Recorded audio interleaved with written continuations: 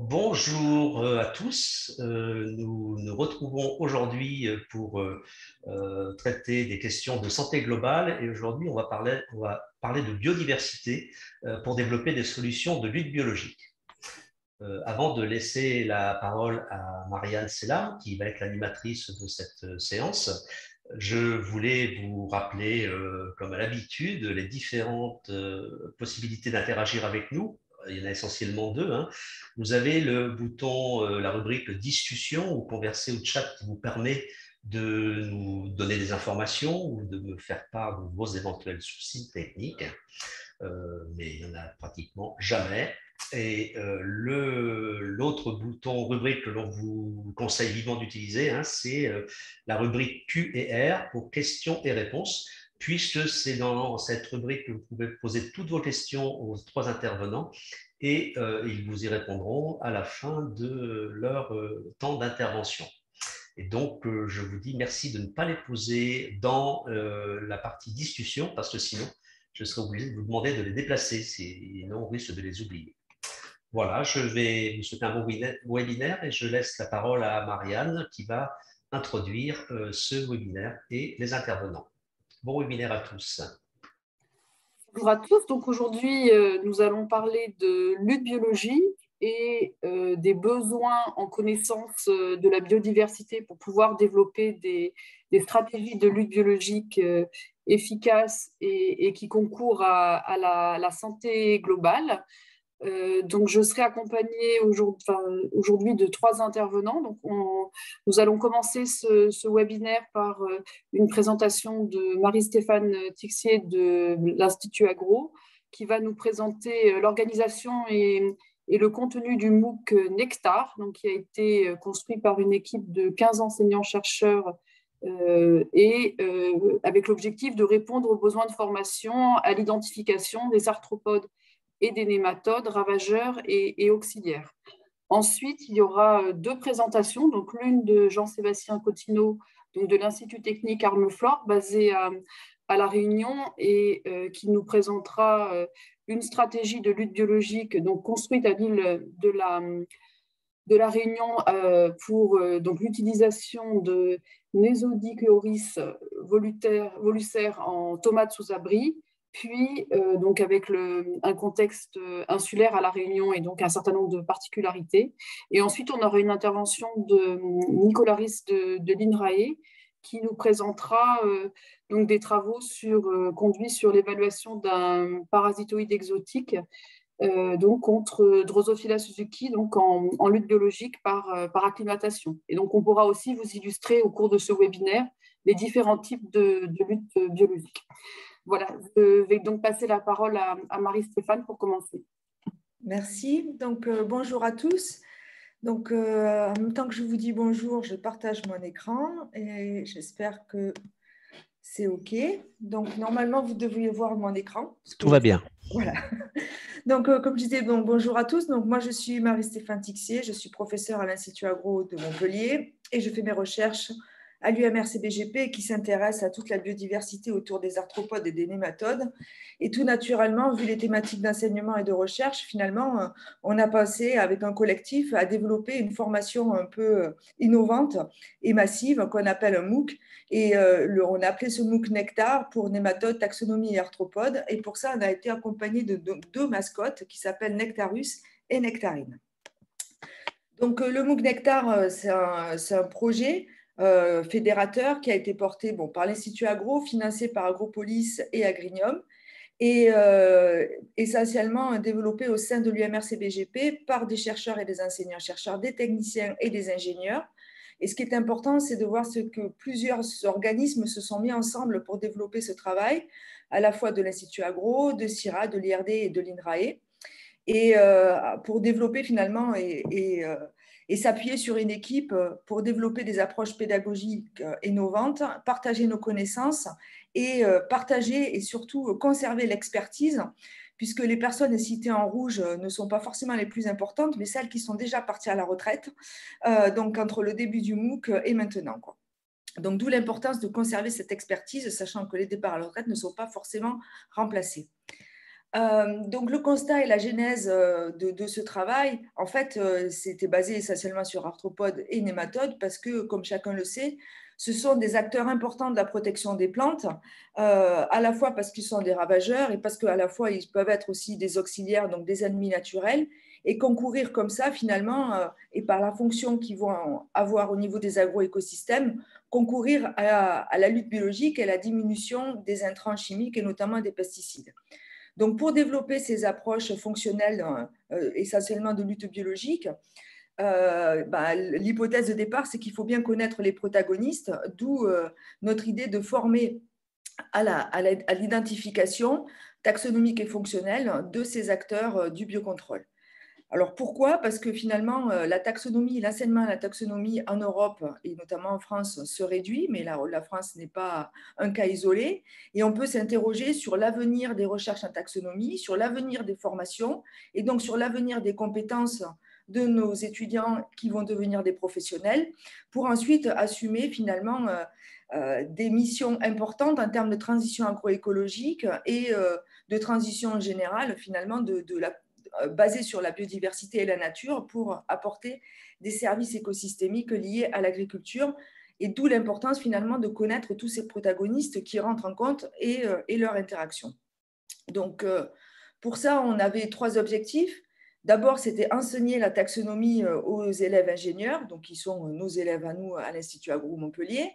Et pour ça, en fait, on a intégré le MOOC dans l'enseignement, dans le cursus scolaire et le cursus académique au niveau Master 1, c'est-à-dire en 2e année d'école ingénieure.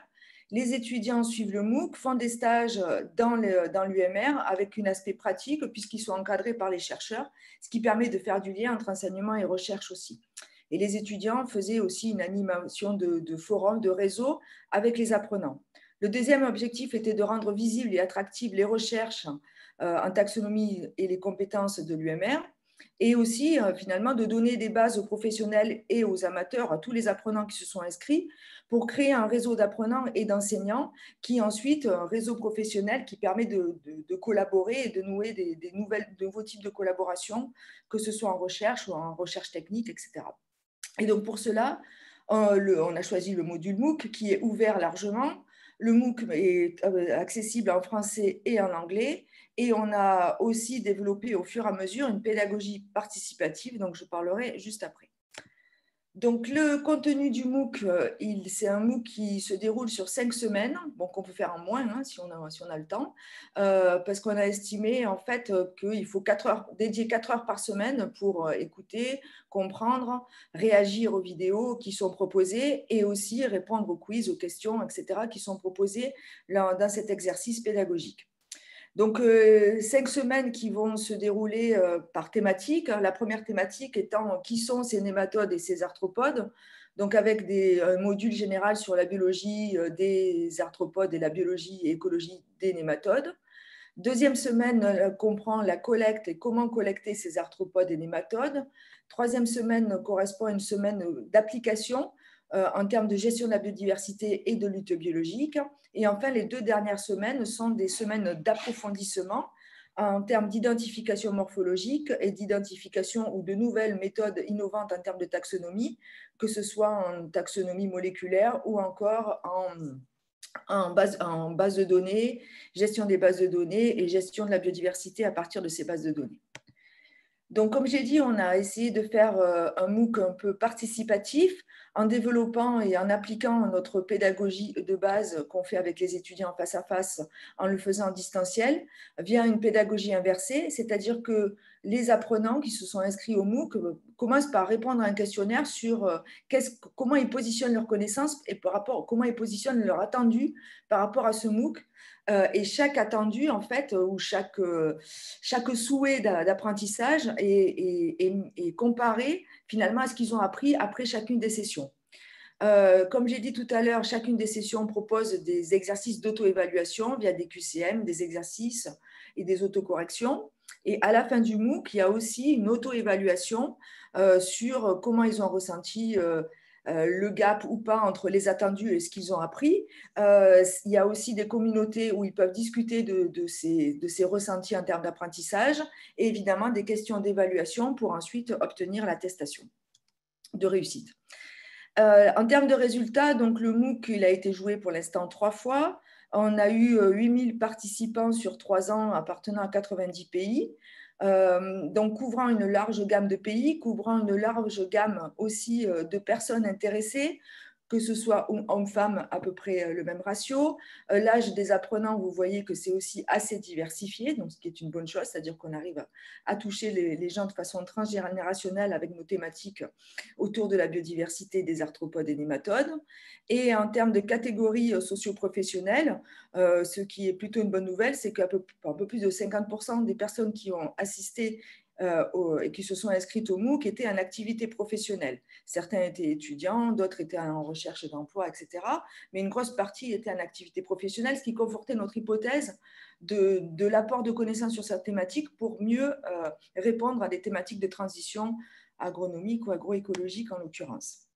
Donc, pour terminer, aussi sur cette diapositive, donc, il y a aussi des étudiants de Supagro ou d'Institut Agro Montpellier maintenant qui ont suivi ce MOOC, plus de 30 étudiants puisqu'il était inclus dans nos cursus académiques et qui sont venus au CBGP pour être suivis, pour être encadrés, tutorés par des chercheurs de l'UMR, donc avec un lien enseignement-recherche accru grâce à ces étudiants et grâce à cette expérience pédagogique. Le MOOC a été aussi un outil pour des collaborations interuniversitaires au niveau européen, puisque nous avons fait travailler autour du MOOC des étudiants de l'Institut Agro Montpellier et aussi de l'Université de Copenhague. Donc, du coup, c'est un outil multifonction qui au service de tous, puisque je répète, il est gratuit, accessible, il est disponible sur la plateforme Fun, il est disponible à la demande aujourd'hui, sans aucune difficulté, et des attestations de réussite sont aussi délivrées si on a plus de 10 sur 20, en gros, aux exercices d'auto-évaluation.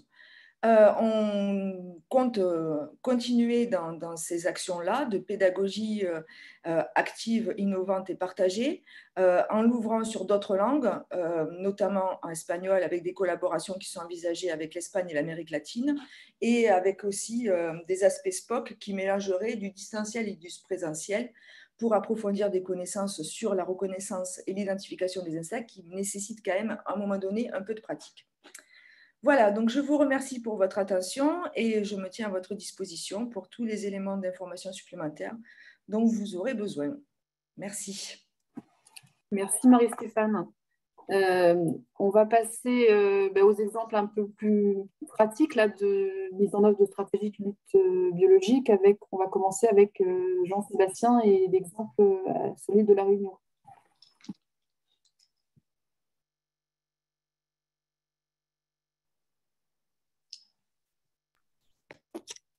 Donc, est-ce que vous voyez bien le diaporama? Très bien.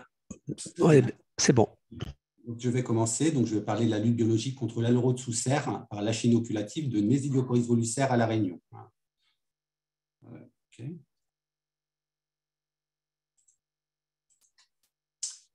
Voilà, donc je vais donner des petits éléments de contexte sur l'île de La Réunion. Donc, elle est localisée, vous voyez sur la carte en fait. Donc, on a un climat subtropical. Il y a une très forte influence de l'altitude, puisqu'on a le piton des neiges qui est à plus de 3000 mètres. On a une côte ouest sèche, une côte est très humide. Donc, je vais présenter mon institut, l'Armée Flore, qui est l'Institut technique de La Réunion, qui travaille sur l'arboriculture fruitière, l'horticulture ornementale, la protection des cultures, l'agroforesterie, le maraîchage de plein champ et le maraîchage sous abri. Donc, c'est sur le maraîchage sous abri que je travaille. Donc, sur la production de La Réunion, la production annuelle, c'est de 100 000 tonnes de fruits et légumes, à peu près 50 000 tonnes de fruits, 50 000 tonnes de légumes, qui couvrent à peu près 70% des besoins en produits frais de La Réunion. Donc, les cultures sous abri représentent 100 hectares et 25% des légumes produits. La tomate, c'est le produit phare avec 10 000 tonnes, un peu plus de 10 000 tonnes. Voilà, donc le développement des serres à La Réunion s'est fait principalement pour protéger les cultures contre les intempéries et les ravageurs. Et les superficies moyennes en serres par exploitation sont de l'ordre de 2500 m². C'est souvent des exploitations en diversification. Il y a de nombreuses serres, étant donné les reliefs, de petite taille, de l'ordre de 500 m². Et il y a un enchaînement toute l'année de cycles culturaux, étant donné le climat. Et également, un élément important, c'est qu'il n'y a pas de vide sanitaire à l'échelle de l'exploitation. Il y a des vides sanitaires à l'échelle de la serre, mais pas à l'échelle de l'exploitation. Et il n'y a également pas de rupture de cycles hivernaux pour les ravageurs et notamment les insectes. Vous voyez sur la photo une serre classique, un bitunnel, couverture plastique, et puis des toiles insectes-proof en pignon et longpan pour se protéger contre les insectes. Donc maintenant, je vais rentrer plus principalement sur les problèmes sanitaires de la tomate et le ravageur majeur de la tomate, qui est l'aleurode. Donc vous voyez sur une feuille de nombreux aleuraudes, plusieurs centaines d'aleuraudes en cas de pullulation. Donc bien sûr, l'aleurode fait des prélèvements de sève, mais il est surtout un gros problème puisqu'il est vecteur de virus, le tilk, que vous voyez sur la photo de gauche, mais également deux virus, le TOC et le TONIV, qui causent des baisses de rendement. Les larves d'aleurode sécrètent un miella également, sur lequel s'installe un champignon, la fumagine, qui va faire des taches noires sur les feuilles et sur les fruits, donc diminuer la photosynthèse, mais également rendre les fruits difficilement commercialisables. Jusqu'alors, la lutte biologique s'organisait autour de deux parasitoïdes, Erythmocerus erimicus et Encarsia formosa, qui à eux seuls ne suffisent pas à maîtriser les populations d'aleurode. En Europe, la lutte biologique contre l'aleurode s'organise autour de ces deux parasitoïdes, mais est complétée avec un prédateur, une punaise myride, Macrolophus pygmaeus. Sans Macrolophus, les producteurs ont souvent recours à l'usage de pesticides. Donc, on a évalué une solution locale à travers cette punaise que vous voyez, cette punaise myride également, qui s'appelle Nesidiocoris volucère, qui a été trouvée dans les élevages de notre biofabrique, la coccinelle, en train de prédater des larves d'aleurode. Donc, il a fallu évaluer si cette solution locale pouvait être efficace au même titre que Macrolophus. Donc, il y a eu un partenariat qui s'est monté entre le CIRAD, le centre de recherche, l'armée Flore, et la biofabrique de la Réunion, la coccinelle. Donc, le CIRAD a travaillé sur la biologie de l'insecte, l'armée Flore a travaillé sur les tests d'efficacité et les méthodes de lâcher, et la coccinelle s'est concentrée sur l'élevage de masse, d'abord un élevage expérimental pour faire les essais et ensuite un élevage de masse. Donc, on a commencé bien sûr par voir un petit peu l'état de l'art dans le monde, en fait, sur Nesidiocoris volucère. Il est présent à la Réunion, il a été également identifié dans un pays d'Afrique. Bien sûr, il n'est pas connu comme agent de lutte biologique. Par contre, Nesidiocoris tenuis, qui est très proche, en fait, est connu comme agent de lutte biologique, puisqu'il est produit par de nombreuses biofabriques à rayonnement international, mais il est également surtout connu aussi pour causer des gros dégâts en cas de trop forte quantité sur culture. Il pose des gros problèmes sur les cultures. Donc, nous avons évalué si Nesidiocoris volucère pouvait être un candidat à la lutte biologique à La Réunion. Donc, je vais commencer par présenter les travaux du CIRAD.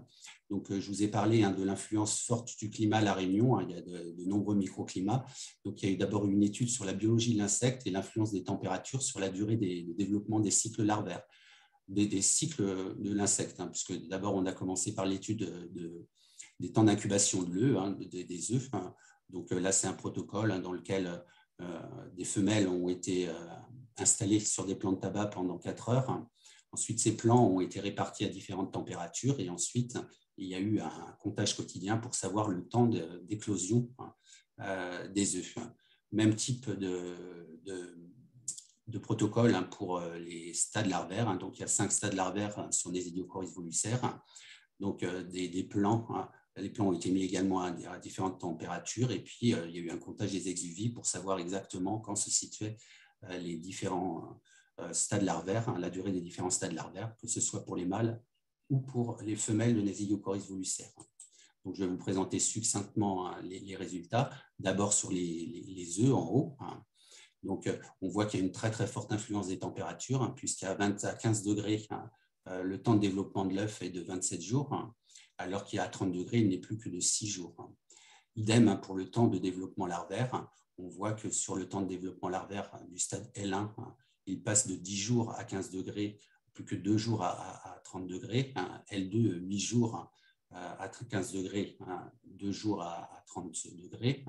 L3, 8 jours à 1,5. L4, de l'ordre de 10 jours à 3 jours. L5, de 14 jours à 4 jours. Donc, il y a une influence très forte des températures. Vous voyez également la durée totale du cycle de la L1 à l'adulte. En séparant mâles et femelles, on voit qu'il n'y a pas d'influence que ce soit un adulte mâle ou que ce soit un individu mâle ou femelle, en fait, les temps de développement larvaire sont de l'ordre de 52 jours au total pour les mâles et femelles et de l'ordre de 10 jours à 30 degrés pour la durée totale du cycle. Voilà, je vous disais que Nesidiocoris tenuis causait des gros problèmes en cas de pullulation sur les cultures, puisqu'il fait vraiment des gros dégâts. Donc, il s'agissait également de vérifier si Nesidiocoris volucère avait un comportement identique. Donc, d'abord, il y a eu une observation des individus. Il y a un petit comportement de nécrophagie et une tendance, s'ils sont trop nombreux sans nourriture, à une tendance à se manger entre eux. Juste une petite précision sur la longévité des individus, donc sans proie et sans nourriture, puisque c'est des individus qui sont zoophytophages. Donc, le mâle a une durée de vie sans nourriture de 4 jours et les femelles de 7 jours. Donc, voilà pour le protocole. En fait, il y a eu, sur des plants de tomates, on a installé des bonnettes en fait, dans lesquelles on a mis des mâles et des femelles affamées, donc individuellement, et puis on avait un plan témoin. Donc ça a été fait pendant 11 jours, et ensuite, pendant 4 semaines, il y a eu une observation des dégâts, et heureusement, en fait, on n'a pas de dégâts observés, et ça c'est tout à fait corrélé avec ce qu'on observe sur le terrain. Donc on se retrouve avec potentiellement un très bon agent de lutte biologique. Bon, ça, il a fallu par la suite... Alors, voilà, je précise quand même que ces travaux ont donné lieu à une publication scientifique dans Bulletin of Entomological Research. Ça complétait également, il n'est pas spécifique de l'aleurode, Nesidiocoris volucère, ça s'attaque à d'autres proies, notamment le trips, donc c'est précisé dans cette publication. Je vais parler maintenant, donc ça c'était des tests labo en fait, et donc par la suite on a entamé des tests d'efficacité sous serre en conditions paysannes, mais en station expérimentale. Donc je vais vous présenter succinctement le protocole en fait. Donc on lâche des adultes de Nesidiocoris volucère dès la pépinière, à une dose de 2,5 adultes par plant, dont dès la pépinière, en fait, ce qui nous permet d'avoir une très bonne répartition sur tous les plants qui vont être par la suite transférés dans les serres. Donc, les adultes vont commencer à pondre sur les plants, et ça nous évite d'avoir par la suite, si on fait des lâchers sur placette dans les serres, en fait, on a parfois des développements d'aleurodes en fait, par foyer. Donc là, le lâcher en pépinière nous permet d'avoir une meilleure répartition des individus. Ensuite, sous serre, en fait, il y a des nourrissages hebdomadaires. En absence de proie, en fait, il faut nourrir ces punaises en fait, pour qu'elles puissent se développer et être prêtes à prédater les aleurodes, les larves d'aleurodes quand ça arrive. Donc, elles sont nourries avec des œufs d'Ephesia et des cystes d'Artémia. Donc, voilà, on avait 2 serres qu'on a comparées. Une serre en lutte biologique comparée à une serre en lutte chimique. Donc, il y avait 12 placettes de notation de 2 plants, des notations hebdomadaires, il y a eu 20 dates de notation. Donc, et les notations commencent la première semaine après plantation. On n'a pas fait d'infestation pour l'aleurode, ce sont des infestations naturelles. Si vous voulez, je vous expliquerai pourquoi par la suite. Donc, je vais vous expliquer les variables qu'on a mesurées. Tout d'abord, sur la gauche, vous voyez un cycle de développement de l'aleurode. Donc là, en ce qui concerne cette aleurodes, c'est Trialeurodes vaporarium. Il y a 2 types d'aleurodes, Bemisia tabaci sur tomate, Bemisia tabaci et Trialeurodes vaporarium. Donc, il y a 4 stades larvaires. Ensuite, une pupe qui va se transformer en adulte. Donc, la durée du cycle total est de l'ordre de 3-4 semaines sous nos climats. Et pour vous donner une idée de la fécondité, une femelle de Bemisia tabaci peut pondre jusqu'à 200 œufs au cours de sa vie. Donc, les notations d'adultes d'aleurodes se sont faites sur les têtes de culture et les premières feuilles étalées. Il faut savoir que c'est une bonne estimation des populations d'adultes, puisque les adultes d'aleurodes pondent sur les organes jeunes des cultures, donc surtout en tête. En ce qui concerne les larves d'aleurodes, en fait, et notamment les larves L3, L4 et les pupes, elles sont comptées sur les feuilles du bas, puisqu'au fur et à mesure de la croissance de la plante, en fait, c'est les jeunes feuilles sur lesquelles on ponduit les aleurodes se retrouvent sur ces vieilles feuilles en bas au fur et à mesure du cycle de développement de l'aleurode. en ce qui concerne les Idiocorys volucères, il a été compté sur l'intégralité des plants en dissociant larves et adultes. Donc, je vais vous présenter d'abord les résultats et ensuite j'en ferai une analyse. Vous voyez sur le graphique de gauche l'évolution des populations de Nésidiocorys volucères, donc les larves en rouge et les adultes en marron. Donc, vous voyez une croissance des populations qui va être en adéquation avec l'augmentation de la population d'Alerode. Il y a une chute sur la fin que j'analyserai tout à l'heure. Et il y a un schéma à peu près similaire pour les adultes, donc ils sont toujours en présence plus faible que les larves. Sur le schéma de droite, il y a une comparaison de l'évolution des populations d'Alerode entre la serre en lutte biologique, en rouge, et la serre témoin, en lutte chimique, en vert. Donc, les traits pleins concernent les quantités de larves d'Alerode, et ça concerne l'échelle que vous voyez sur la gauche. Et les traits en pointillés, ce sont les adultes d'Alerode, vous pouvez les compter sur l'échelle de droite. Donc, on voit qu'il y a une évolution des courbes qui sont à peu près similaires, qui se suivent en lutte biologique et en lutte chimique. Il y a les mêmes trajectoires. Il faut savoir que les populations en lutte chimique ont été maîtrisées à partir de 5 traitements chimiques. Sur les populations, vous voyez sur la courbe rouge, vous voyez que les populations d'Alerode se sont installées plus précocement dans la serre en lutte biologique.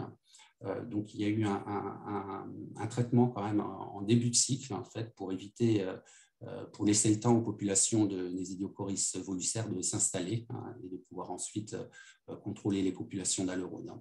Donc, vous voyez que les populations d'adultes, en fait, restent à des niveaux relativement faibles, souvent moins de l'ordre de 5 individus par plan.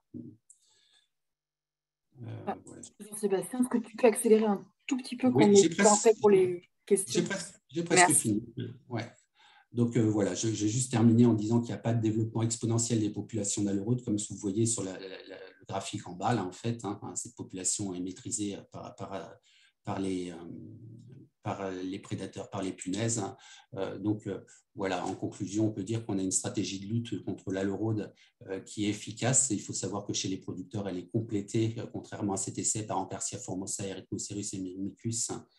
Et puis, des bandes engluées jaunes pour piéger les adultes.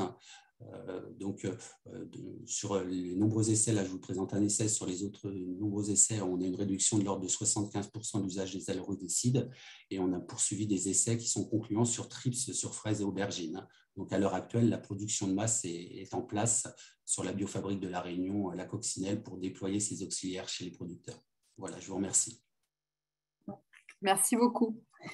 Donc, on va passer la parole à Nicolas pour un autre exemple de mise en œuvre de stratégie de lutte biologique.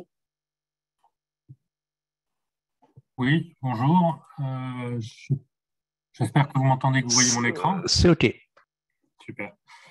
Donc, Nicolas Ries, donc ingénieur de recherche à INRAE, à l'Institut Sophia Agrobiotech, donc, dans le sud-est de la France. Et donc, je vais vous présenter un peu une autre approche en lutte biologique et une illustration d'une autre stratégie, à savoir la lutte biologique par acclimatation. Et je vais le documenter au travers d'un projet qui est encore en cours, qui est un projet d'évaluation d'un parasitoïde exotique Ganaspis contre le ravageur Drosophila suzuki. Et c'est un travail qui a impliqué de nombreux partenaires nationaux ou internationaux. Et je mentionne ici le nom de quelques personnes qui sont intervenues durant toute cette opération. Donc, la lutte biologique par acclimatation, donc c'est un petit peu différent de ce qui vient de nous être montré. La lutte biologique par acclimatation, c'est l'introduction délibérée d'un auxiliaire qui est d'origine exotique en vue de l'établissement de cet auxiliaire exotique et du contrôle durable du ravageur. Et cette stratégie de lutte biologique par acclimatation a deux avantages majeurs. En cas de réussite, il y a un très fort rapport investissement-bénéfice, à savoir que les bénéfices croissent de façon continue tout au long du temps et donc rentabilisent les investissements de départ. Et la durée du contrôle du ravageur est pérenne et elle va s'étaler sur des décennies, si ce n'est plus. Une stratégie qui est ancienne, hein, puisque le cas historique de lutte biologique par acclimatation remonte à la fin du 19e siècle. Et depuis, dans le monde, il y a eu plus de 5000 tentatives d'introduction d'auxiliaires exotiques quelque part. Dans le cadre des activités en France, cette stratégie, elle s'est illustrée ces dernières années par 2 programmes, notamment l'introduction de Thorimus sinensis contre le sinus du châtaignier, ou alors l'introduction en cours de Mastrus ridens contre le Carpocaps de la pomme, Scydia pomonella. Alors, il y a quand même 4 limites à cette stratégie de lutte biologique par acclimatation que vous voyez ici. Un taux de réussite moyen, une efficacité parfois variable ou imprévisible. Il y a la nécessité de passer au travers des fourches caudines de déréglementation. Et cette stratégie a parfois aussi une image sulfureuse ou clivante, ce que j'illustre ici rapidement par ce graphe-là.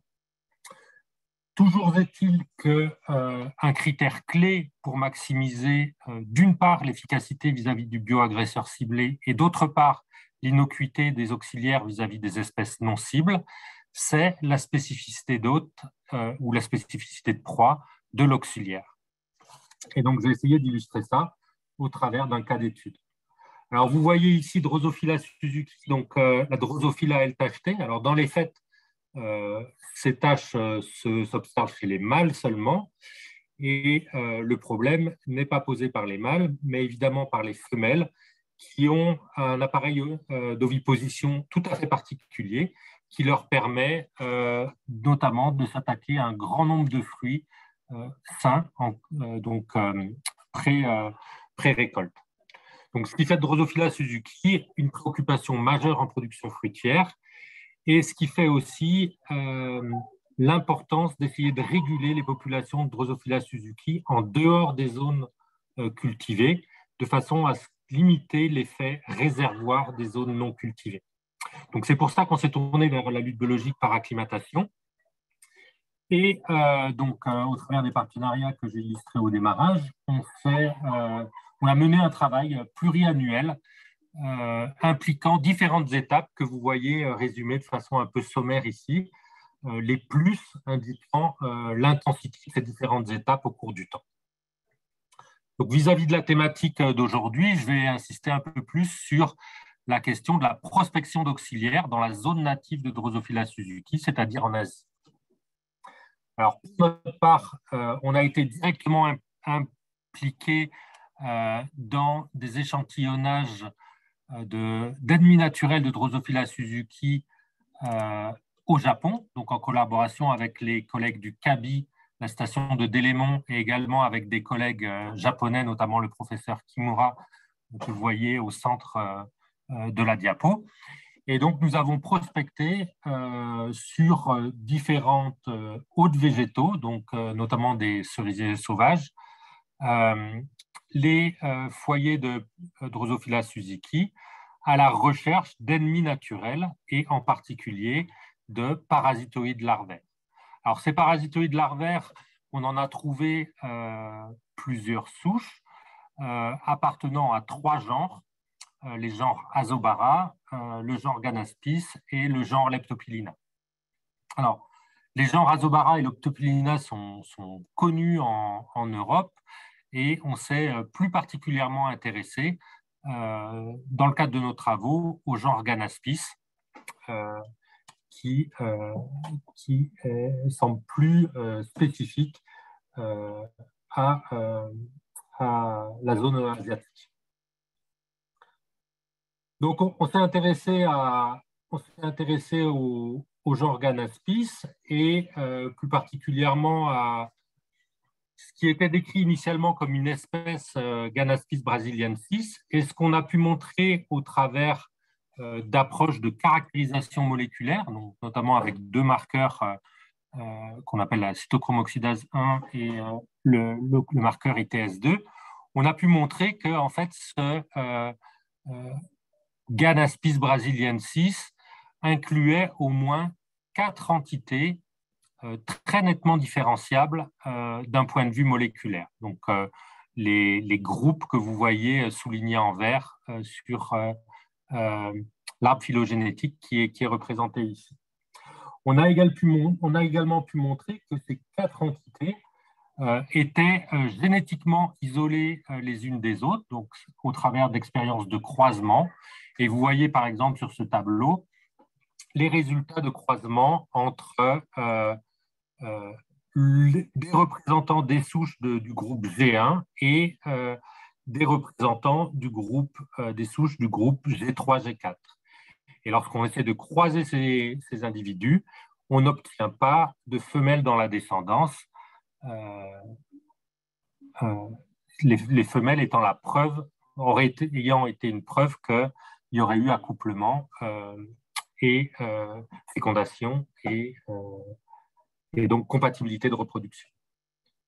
Enfin, au travers d'expériences de phénotypage, on a montré aussi que ces 4 entités étaient écologiquement différentes, en particulier vis-à-vis des espèces hôtes, donc Drosophila suzuki versus Drosophila melanogaster, mais également par rapport au support sur lequel se développent les espèces hôtes. Et dans ces expériences-là, on a contrasté 2 types de milieux artificiels, de milieux nutritifs, un milieu artificiel et des fruits frais. Donc, qu'est-ce que ces approches de caractérisation intégrative nous apportent par rapport à la lutte biologique? Eh bien, elles nous permettent d'identifier au sein de ce qui est finalement un complexe d'espèces un groupe qui est plus particulièrement intéressant dans une perspective de lutte biologique par acclimatation. Et ce groupe, c'est le groupe G1, qui est encadré ici, dont vous voyez les résultats, donc il y a un groupe homogène reproductivement, les souches à l'intérieur, des souches à l'intérieur du groupe G1 sont compatibles entre elles et incompatibles avec les souches des autres groupes. Et par ailleurs, ce qui est particulièrement intéressant, ces souches sont plus spécialisées et sont spécialisées sur Drosophila suzuki et qui plus est sur les supports nutritifs, notamment les fruits frais, donc ceux sur lesquels Drosophila suzuki va pondre. Donc toute cette démarche de caractérisation intégrative nous a permis de cibler plus précisément une entité à l'intérieur de ce qui semble être un complexe d'espèces. Donc ça vous montre l'importance d'étudier la biodiversité dans l'ère native et la pertinence des approches de caractérisation intégrative, donc moléculaire, croisement, phénotypique ici, pour ces approches de caractérisation de la biodiversité. Alors la suite de l'histoire, je n'ai pas vraiment le temps de la développer ici. Donc, je vous ai juste présenté encore une fois l'étape numéro 3, quelques résultats sur l'étape numéro 3. Le travail s'est poursuivi par la suite et nous a amené l'année dernière à déposer auprès des autorités compétentes une demande d'introduction au champ de souches appartenant à ce fameux groupe 1 de Ganaspis cf. Brasiliensis. Et on a des retours positifs de cette demande, ce qui nous permet, dès que possible, d'envisager des premières introductions, des primo-introductions de ces souches du groupe G1 de Ganaspis cf. Brasiliensis sur le territoire français métropolitain. Donc, j'ai bien conscience que je suis allé assez vite dans le cadre de cette présentation. Mais du coup, les 4 messages que j'ai essayé de faire passer, c'était la pertinence de la lutte biologique par acclimatation contre ce type de ravageurs exotiques, en général contre les ravageurs exotiques, l'importance de la spécificité d'hôtes et de proies des auxiliaires dans le cadre de la lutte biologique par acclimatation, que ce soit vis-à-vis de l'efficacité de ces auxiliaires ou de leur innocuité, la pertinence des approches de caractérisation intégrative, donc ce qui correspond à ce que Marie-Stéphane a présenté dans le cadre du MOOC, et aussi, je voulais terminer sur l'espoir de partager avec vous l'espoir de pouvoir introduire les souches du groupe G1 de Ganaspis cf. Brasiliensis sur le territoire français, en métropole en tous les cas. Et je vous remercie de votre attention. Merci Nicolas.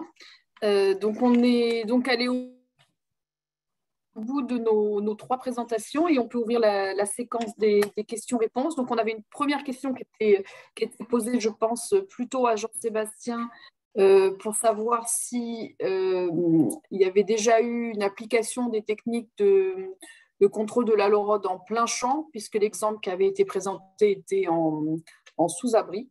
Donc, on peut peut-être commencer avec celle-ci.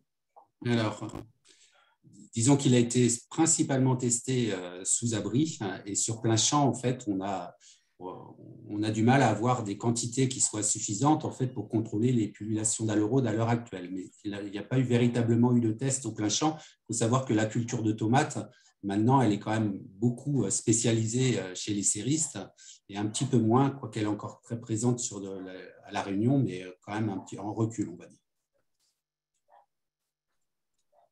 D'accord.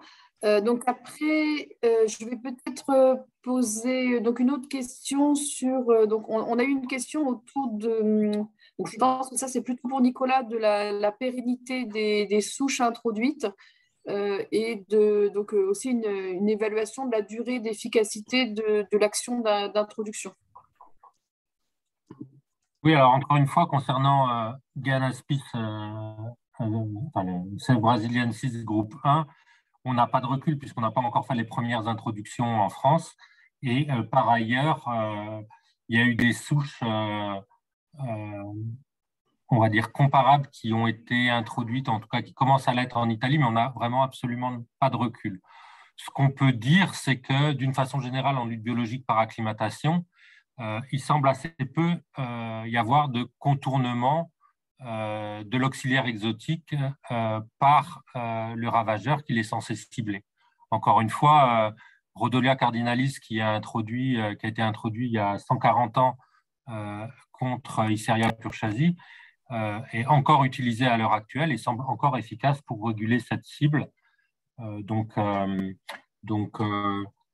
ne peut pas exclure qu'il y ait des adaptations des hôtes à leurs auxiliaires, mais en l'occurrence, on n'a jamais vraiment documenté de tels phénomènes, notamment avec des intensités marquées. Alors, je vais peut-être poser derrière une question qui n'est pas tout à fait la même, mais qui peut peut-être se relier autour de quelqu'un nous demande, en fait, est-ce qu'on peut penser que le succès du parasitisme varie avec la plante hôte? Je ne sais pas si c'est tout à fait c'est pas la même chose que l'adaptation hôte auxiliaire, mais voilà, je rebondis là-dessus. Alors, je n'étais pas sûr que cette question s'adresse à moi, mais si c'est le cas, non, je ne sais pas à qui elle peut être applicable aussi. C'est Nicolas à la parole. Mais... Dans le cas de la lutte biologique par acclimatation, là, en particulier l'introduction de Ganaspis contre Drosophila suzuki, c'est une très bonne question en fait, parce qu'encore une fois, Drosophila suzuki est capable d'infester un très grand nombre d'espèces végétales dans les milieux cultivés comme dans les milieux sauvages. Et la question de savoir jusqu'à quel point le parasitoïde va être capable d'aller traquer Drosophila suzuki sur l'ensemble des végétaux hôtes, c'est une question sur laquelle on n'a pas de réponse et qui va être particulièrement intéressante parce que de ce qui se passe va dépendre le niveau de régulation qu'on peut espérer obtenir avec ce parasitoïde exotique contre Drosophila suzuki.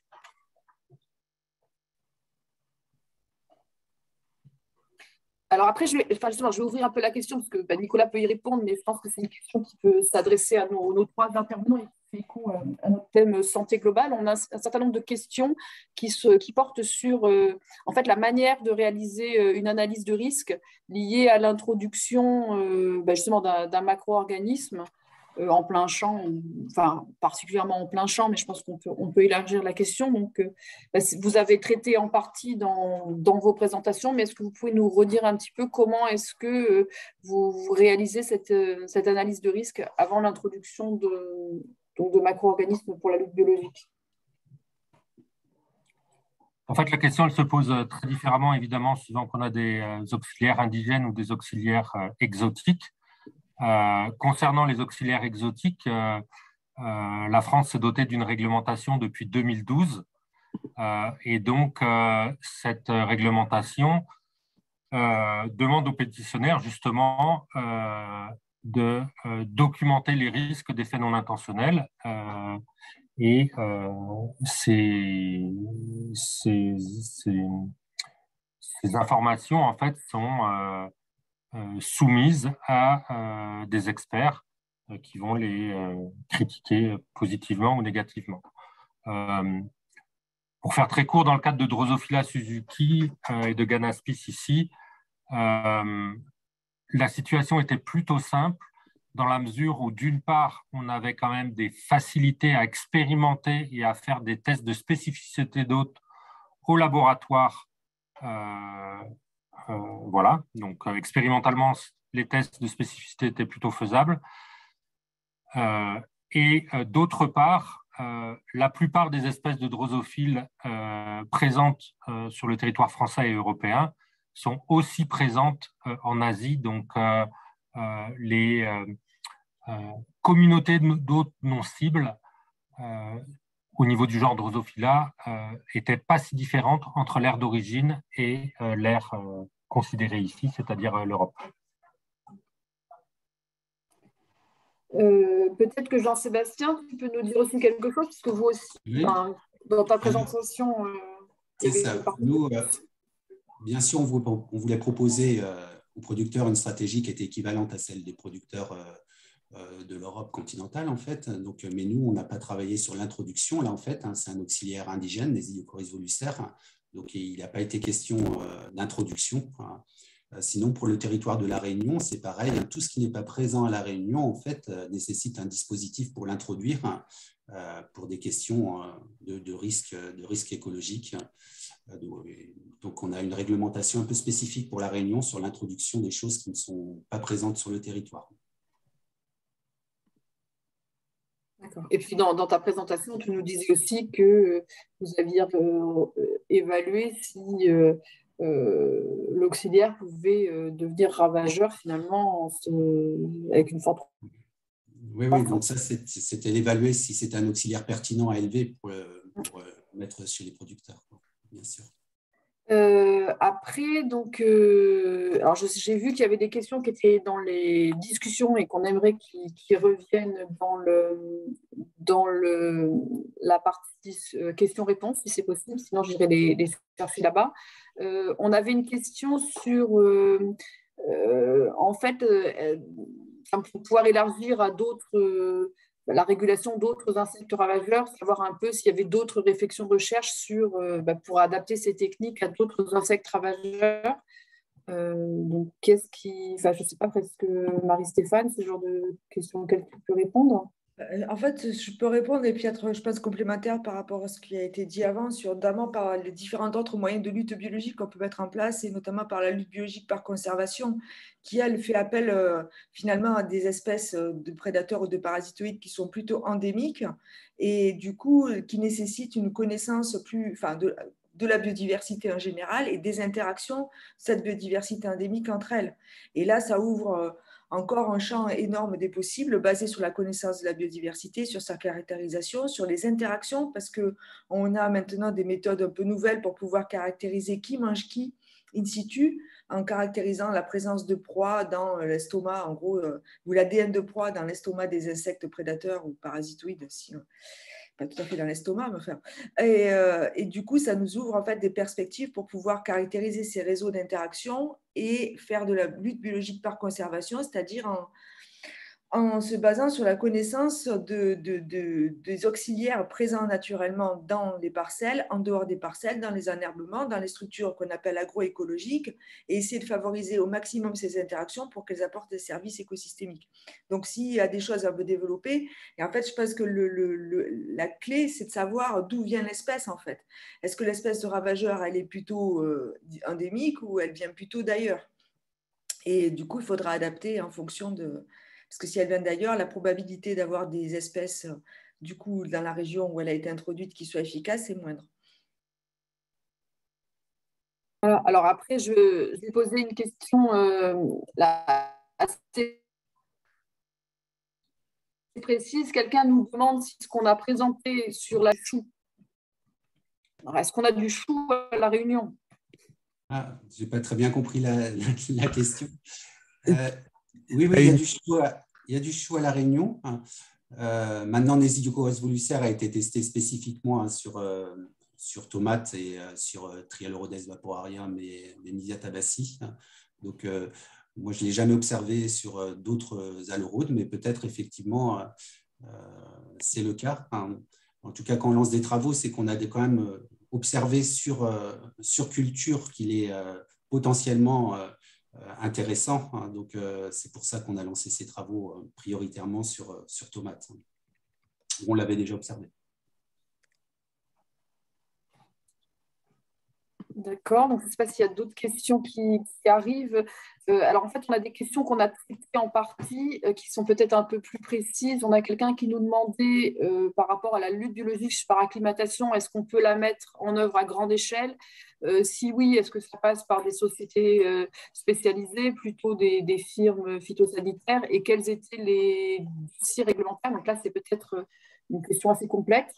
On en a répondu en partie, mais… Oui, alors, ce qu'on n'a pas dit, c'est qu'en fait, la lutte biologique par acclimatation, contrairement à la lutte biologique par augmentation, en fait, elle ne repose pas sur des élevages pérennes et sur de la production de masse d'auxiliaires durablement et sur des ventes d'auxiliaires. Donc, il n'y a pas vraiment d'économie associée à cette stratégie-là, ce qui fait que ça doit plutôt être considéré comme un service et non comme un produit de biocontrôle. Et ce qui fait aussi que ce sont plutôt des structures publiques, notamment des organismes de recherche, qui portent ce genre de projet-là. Donc, c'est une autre distinction par rapport à la lutte biologique par augmentation.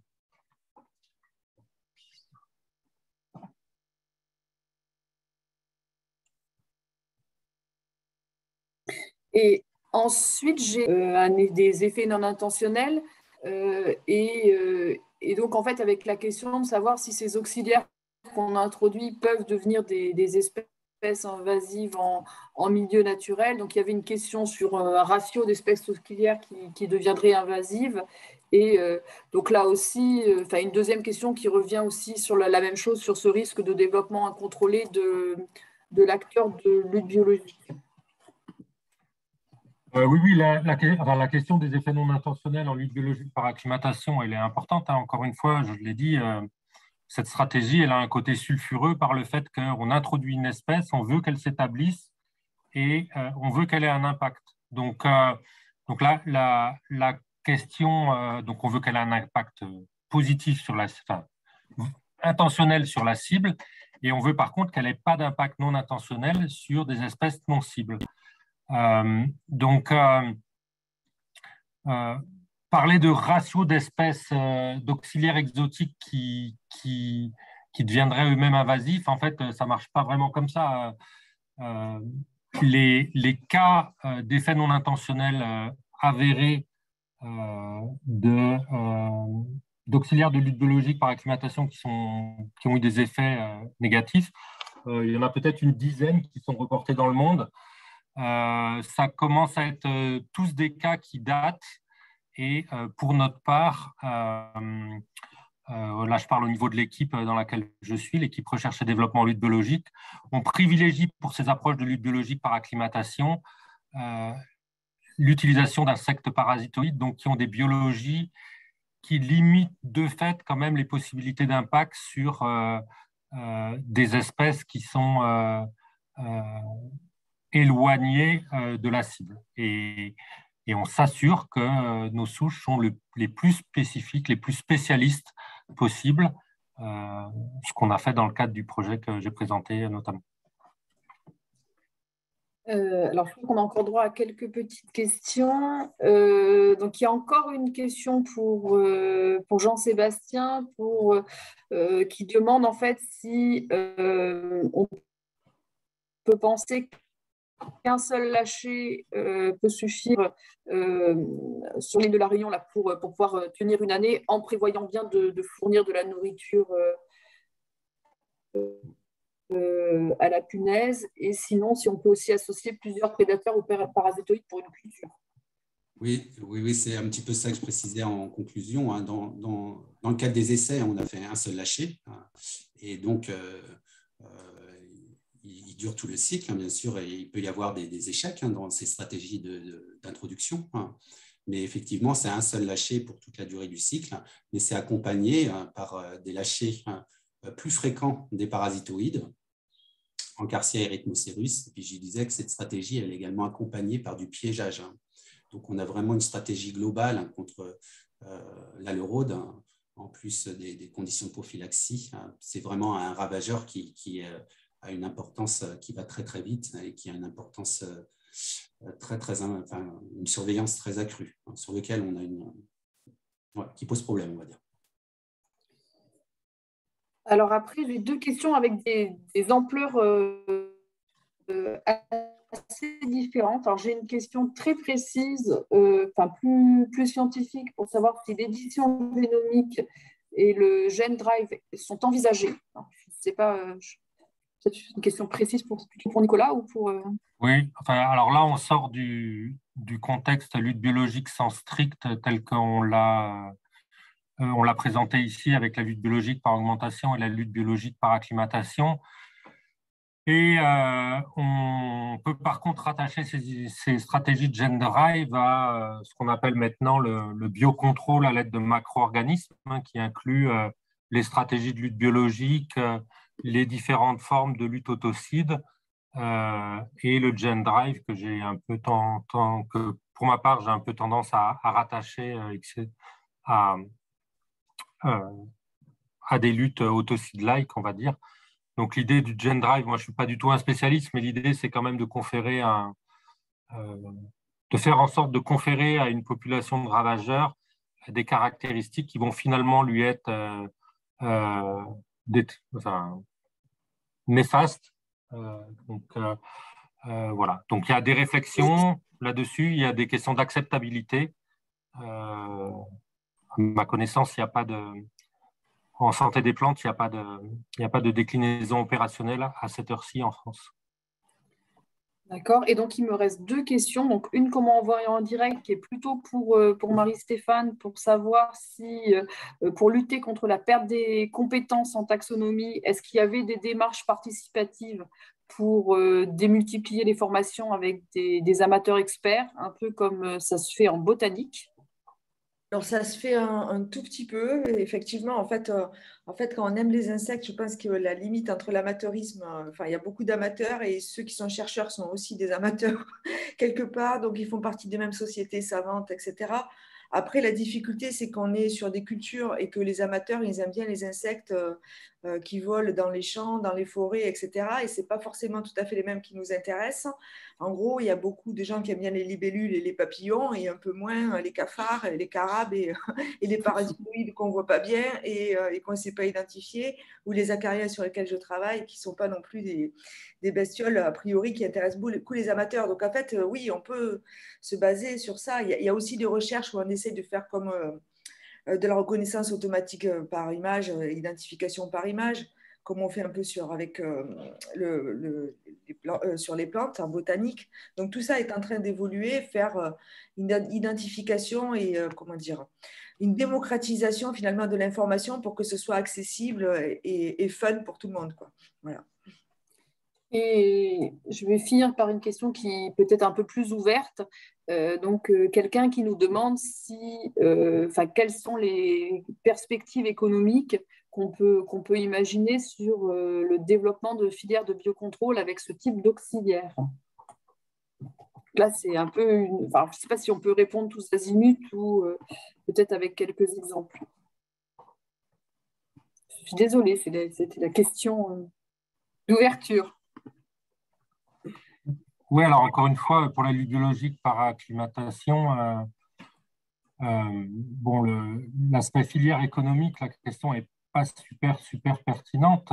Pour la lutte biologique par augmentation, du coup, on voit qu'il y a des acteurs en place.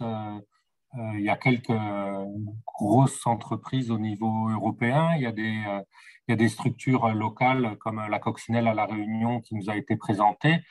Et effectivement, là, il y a une réflexion à avoir pour faire en sorte d'être capable de diversifier et optimiser le plus possible les gammes d'auxiliaires utilisant notamment des insectes et plus généralement des arthropodes entomophages. Ok, je crois qu'il faut qu'on termine. Marie-Stéphane doit partir en cours. Au revoir Marie-Stéphane. Donc, il est 14 heures. Donc, nous terminons cette session. Je vous rappelle que les agro-webinaires continuent, sauf que nous avons une exception. La semaine prochaine, nous devons reporter le webinaire la semaine prochaine à l'année prochaine parce que les intervenants n'ont pas pu finalement confirmer. Et donc, on se retrouve le 31, c'est-à-dire dans 2 semaines, où on abordera sur un thème de changement climatique l'accompagnement des agriculteurs pour s'adapter au changement climatique. Je vous remercie tous et je vous souhaite une bonne semaine et à dans 15 jours pour ceux qui pourront revenir sur un autre sujet. À bientôt, bonne semaine et merci encore. Merci, au revoir. Au revoir.